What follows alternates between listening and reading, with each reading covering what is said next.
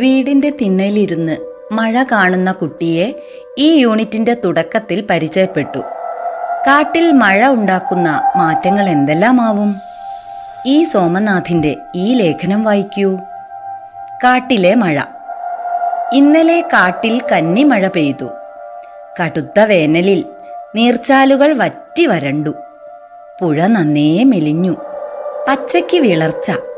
തീ വീണ കുന്നുകൾക്ക് കരുവാളിപ്പ്. ആദ്യം ആരും ശ്രദ്ധിച്ചില്ല. മലമുഴക്കിയും മൺവട്ടകളും ഒഴിച്ച് കുന്നിൻ മുകളിൽ കുറുമ്പു കാട്ടുന്ന ആനക്കൂട്ടം കണക്ക് മഴമേഘങ്ങൾ വന്നു നിറഞ്ഞത് പെട്ടെന്നായിരുന്നു. കാറ്റിൽ മഴ ഇരമ്പം കേട്ടപ്പോൾ കരിയിലകളുടെ കലപിലയാണെന്ന് കരുതി. കൊമ്പുകളെ പിടിച്ചു കുലുക്കി. കാറ്റ് കടന്നുപോയപ്പോൾ അറിഞ്ഞു എവിടെയോ പെയ്യുന്നുണ്ട്. കാറ്റിൻ്റെ രണ്ടാം വരവിൽ ആദ്യ തുള്ളികളും എത്തി. ഇലച്ചാത്തുകൾ ഏറെ നേരം പ്രതിരോധിച്ചു.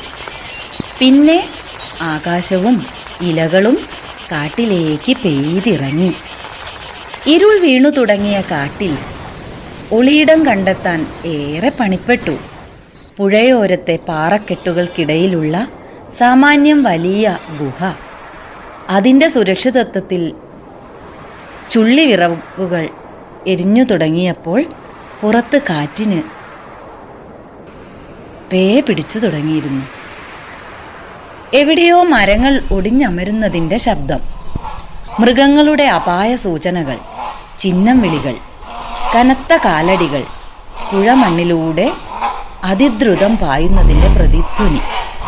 മഴത്തുള്ളികളുടെ സംഗീതം ഗർജനമായി മാറിക്കഴിഞ്ഞിരുന്നു. മണ്ണട്ടകൾ എപ്പോഴേ പാട്ടു നിർത്തി. അപായ സൂചനകളില്ല, ചിഹ്നം വിളികളില്ല, കാൽപെരുമാറ്റങ്ങളില്ല. കാറ്റിൻ്റെ അലർച്ചയും മഴയുടെ മുരൾച്ചയും മാത്രം. പുഴയ്ക്ക് ജീവൻ വെച്ചു തുടങ്ങിയിരുന്നു. പുഴയുടെ നിറം തുടുത്തു. കുന്നിലും മേട്ടിലും നിന്നായി നൂറുനൂറ് നീർച്ചാലുകൾ പുഴയിലേക്ക് അരിച്ചിറങ്ങുന്നുണ്ട്. ഇരുട്ടിൽ ശബ്ദം മാത്രമായിരുന്നു. അവ നിലാവുദിച്ചതോടെ കാഴ്ചകളുമായി.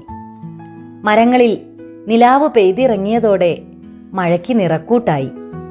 പച്ചപ്പുകൾക്കിടയിൽ മിന്നാമിനുങ്ങുകളുടെ കൂട്ടം.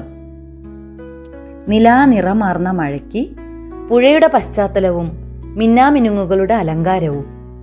ഇടിമിന്നൽ ചാലുകൾ ഇടയ്ക്ക് കാട്ടിലേക്ക് വന്ന് പുഴയിൽ ചിതറിയ ചിത്രങ്ങൾ വരച്ചു.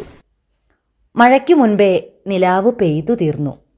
മഴയും തീർന്നതോടെ കാടിനും പുഴയ്ക്കും അവയുടെ ശബ്ദങ്ങൾ തിരിച്ചുകിട്ടി. പുലർന്നതോടെ വർണ്ണങ്ങളും. കാട്ടിൽ കന്നിമഴ യൗവനമാണ് കൊണ്ടുവരുന്നത്. പുഴ ഒറ്റ രാത്രി കൊണ്ട് സുന്ദരിയാകുന്നു. കരിഞ്ഞുണങ്ങിയ കുന്നിൻപുറങ്ങളിൽ പുൽനാമ്പ് കിളിർക്കുന്നു. വിളർച്ച വീണ്ടും പച്ചയാകുന്നു. പച്ച തളിരിൻ്റെ ചോപ്പുമാകുന്നു.